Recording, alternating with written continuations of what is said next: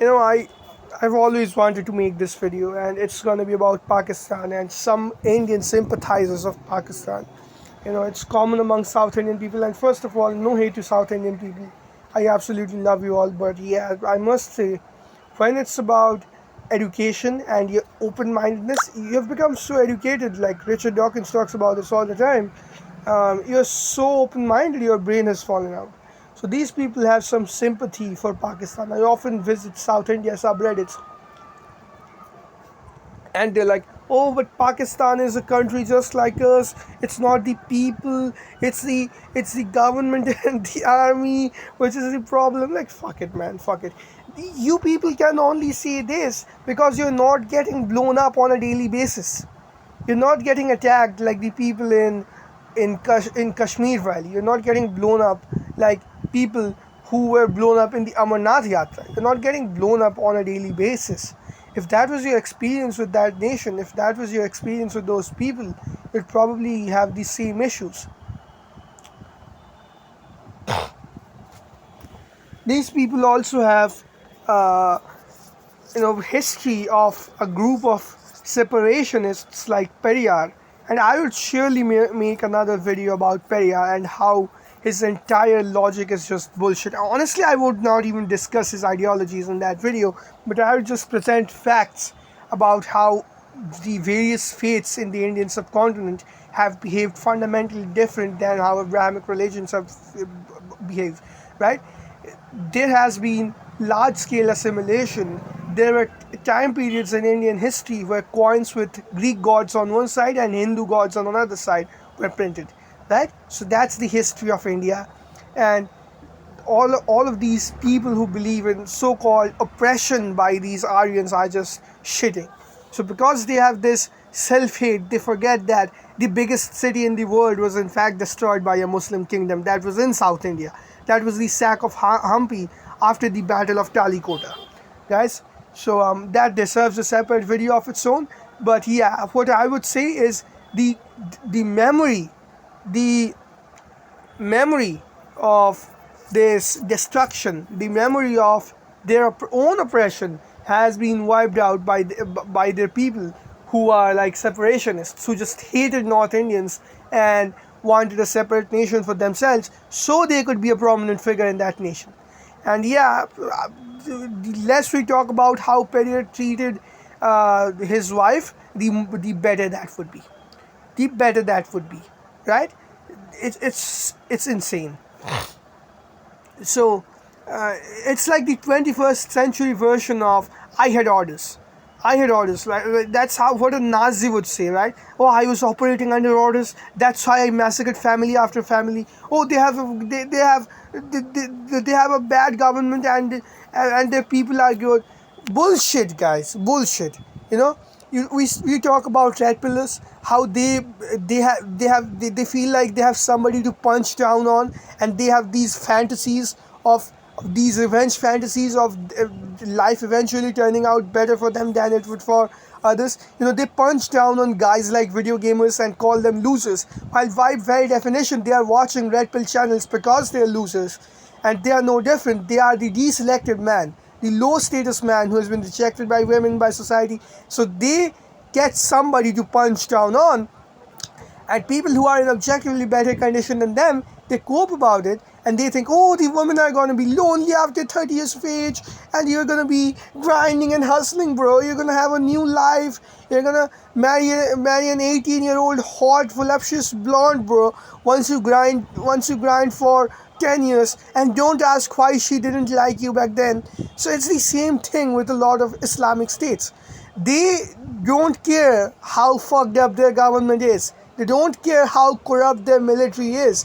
As long as that corrupt government and authoritarian military is putting up these systems, it's holding up these systems which let them punch down on the minorities of their countries, who by the way are no different than themselves racially or genetically.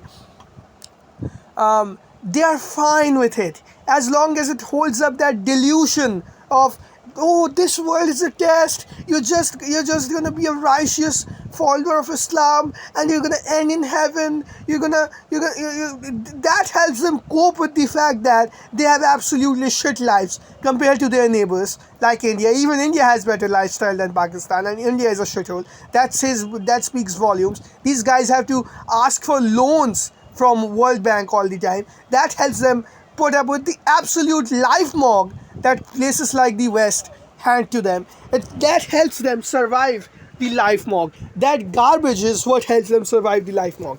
And yeah, you ask Pakistani people, 86% of Pakistani Muslims say that they prefer that these laws are held up. If these governments are replaced so that they can have a better life, so would be that false delusion of supremacy, of being God's chosen people. Right? That if those institutions governed by Islamic Sharia are taken down, then they would finally move ahead in terms of development. But at the same time, their concept, their delusion of superiority, this delusion that they have, कि ये Arab के चौधे, like they are children of Arabs. Right? That delusion is gonna pop real soon. They're gonna come to terms with reality that they're 100% South Asian. And yeah, the people who have some Arab admixture probably had their grandmother, you know what the Arabs would do, right? I wouldn't spell that out. What the Arabs and the Muslim rulers did. I would just tell you that the Islamic countries had the biggest slave trade of the Middle Ages. Right? The Islamic civilization had the biggest slave trade of the Middle Ages. You can get a very good idea of what their great grandmothers had to go through.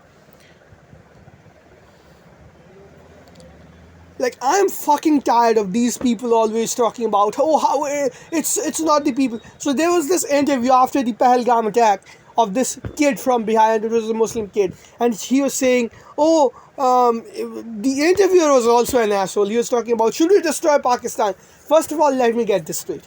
I do not think we should destroy any country, right?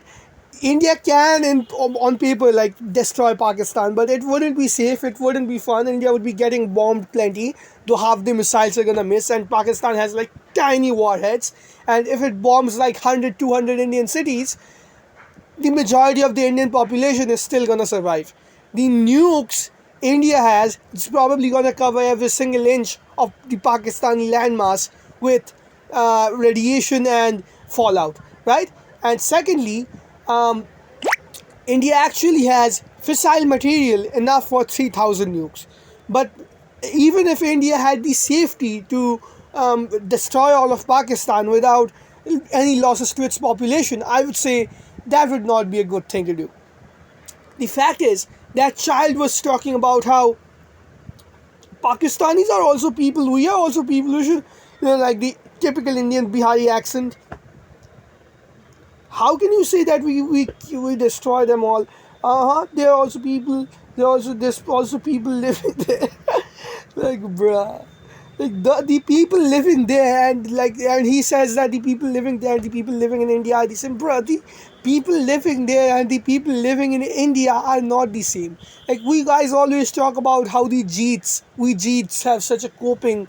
You have no idea how bad the coping mechanisms of the Mujids are, right? The Mujids have 10 times more copium stacked up in the reserves. Like, if they had that much foreign reserves, they would probably not be begging for loans from the IMF, right? If the Mujids had as much foreign reserves as much as they have copium, they would not be begging for loans from IMF. Like, they are on a different level of copium. They are on a completely different level of copium, right? Like, the copium toxicity in their blood is certainly higher than their Arab admixture, which comes from the Arabs doing certain things to their great grandmothers. And the Turks, of course, and the Afghans, of course, and the and the Iranians, of course, and the Turkomans, and the and the Uzbeks, and the Mongols. Like, you can pile up the numbers of people who have had their way with these people, right? It's so ironically dark that these people have any sense of pride in their national identity in being Muslim, while it's essentially being subject to centuries of enslavement and sexual slavery. These people are quite literally proud. It's now that the Pakistani defense minister is talking about how stupid it is. How stupid it is to glorify people like Mahmud of Ghazni, who were doing all of this horrible stuff, to name their missiles after them.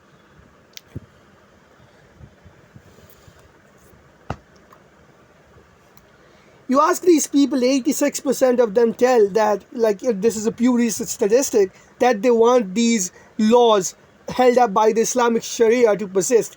You do the same study in India, 96% of Indians say that they believe that pluralism is an integral part of their culture. And that pluralism is an integral part of our culture. I would probably make more videos on it. I would probably make a video on the Indo-Greek period, where Hindus were essentially coexisting with the Greeks, and they recognized Hercules as God showing up in another form to the Greeks. Now, honestly, it's not like I believe in either, in Krishna or Hercules. The fact is, if people can leave each other alone and live peacefully, they'll probably be all right. So the kid was talking about, and these guys were cheering him on. Oh, live and let live. Har ek desh zindabad. Every country should be allowed to live. I bet he would not have the same feelings about Israel, right? He would not have the same feelings about Israel. And I made the last 4 videos criticizing Judaism. I made the last 4 videos criticizing all Abrahamic religions, but again, like I said, I do not think any group of people should be their right to life should be taken away. The fact is, these people would not say the same thing about Israel. So there was this pathetic retard who was writing a comment, again a South Indian, right? Like, I cannot blame South Indians, guys. Like, we Bengalis are among the biggest cucks on the planet. Let's get this straight. With Bengalis, it's either the biggest patriots and the biggest revolutionaries and the biggest intellectuals, or it's the biggest cucks and dumb fucks and retards. There's nothing in between. There is nothing in between when we are talking about Bengalis. And honestly, I cannot blame the South Indians for it. But this kind of retardedness, when it comes to sympathizing for Pakistan and Islamic states, it's kind of unique. It's kind of unique to the South Indians. That he was like, oh, Israel is a colonial project. If the Zionists return to Europe, we would have no problem with them having life. Bro, do you have any idea that the majority of Jews living in Israel today are Persian Jews, North African Jews, and Egyptian Jews? They were deported by the tens of thousands. They were treated as najis in Iran for centuries. And if they made their way out of their homes on Muharram, they were killed. That's the religion of Islam for you. And when you people talk about, oh, these 109 countries pushed Jews out of there, those same 109 countries persecuted Christians. Those same 109 countries were, those same 109 countries were either Protestant or Catholic, so depending on what flavor of Christian you were, you get killed. Or if you are a Muslim living in an Islamic state, or if you are a Christian living in an Islamic state, yeah, you're pretty much done. You are pretty much done. So those same 109 times expulsion, those same rulers 109 times or more times they probably fucked up Christians more than they fucked up Jews. So if persecution is the proof of guilt, then Christians are the most guilty population on the planet. Christians today are being killed in the hundreds of thousands in Nigeria. Is that proof of their guilt, or is that proof of retards running around and setting fire to people? People who cope with their religion, setting around fire to other people and punching down on other minorities. What does that prove? Is it proof that the Jews are as a people guilty? I've criticized Judaism for the past 4 videos. I do not think that the Jews have any less of a right to live. The fact is, these people pushed the Jews out of their homelands, and now they have one country where they can survive, and they are still talking about how it's important for the Palestinians to live. Humanitarians, historians, they take the Muslim lens as the neutral lens. They take the Muslim narrative as unbiased. So when they talk about how these people are being killed in Palestine, they don't talk about how hundreds of thousands of Jews were pushed out of Islamic states, how these Islamic states are never going to make any efforts about relocation of Jews in their own lands.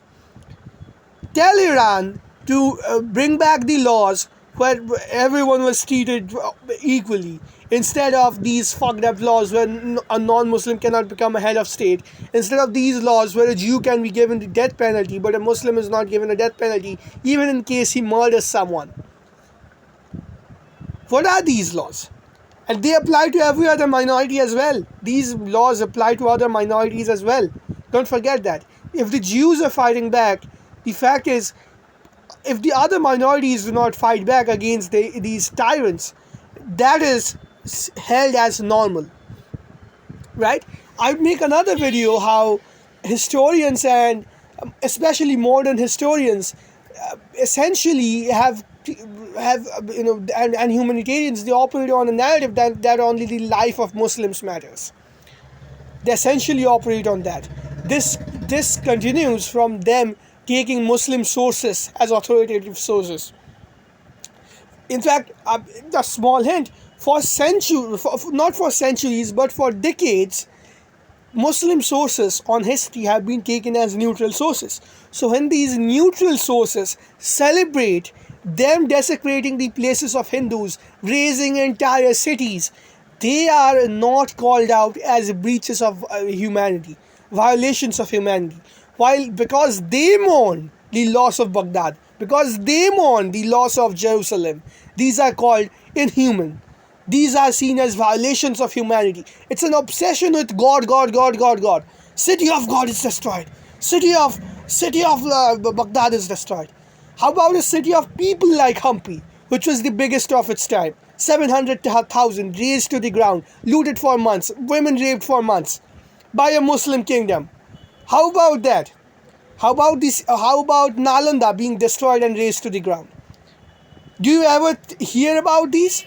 Are these ever talked about in popular history? When you people listen to so-called bad stuff that has happened in history? Do people who always listen to, oh bro, the Indians are so backwards, bro? Do people ever listen to what kind of history Indians have had? Like the targeted destruction of major cities. Imagine someone actually nuking London today. That was the equivalent of the destruction of Hampi. You nuke London today and then expect the United Kingdom to stand back up. Then expect the United Kingdom to be the same country that it was before it got nuked. Right? That's the kind of destruction that Indians have had to face throughout their history in the past 1,000 years. You set fire to all of these universities of Oxford, Cambridge, and all of their books are burnt, and tell me then all of these Western universities, multiple of them, and then tell me the civilization remains the same. Then tell me that the West is not going to be the backwater of the planet with all of that knowledge lost. These triumphalist narratives of these acts of barbarity have been taken as neutral for centuries, which is why nobody has questioned everything that the Muslims have done, everything that they were doing in the so-called Islamic Golden Age, right? They conveniently call it the Islamic Golden Age, while it was in reality the Second Persian Golden Age.